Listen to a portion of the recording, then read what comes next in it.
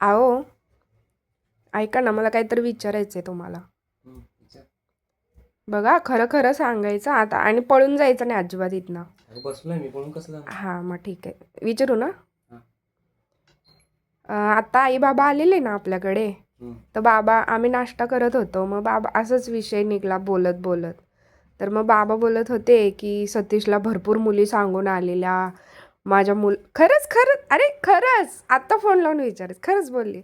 आणि भरपूर खर्चून देणारे पण होते. बोलत होते की तुम्ही लग्नाला 1 रुपया पण देऊ नका, आम्ही सगळं करतो. तर मला पण खरंच. तर मला बोलले, पण ह्यानी तुला पसंत केलं असं बोललं. मग मला ती लिस्ट बघायची आहे, कोण कोण कोण होत्यात लाईनमध्ये ना, ती लिस्ट बघायची आहे मला. काय ते पप्पांकडेच नाही लक्ष. खरंच बाबा एवढे कॉन्फिडेंटली बोलत होते म्हणल्यावर. किती मुली बघितलेल्या तुम्ही? एक पण नाही.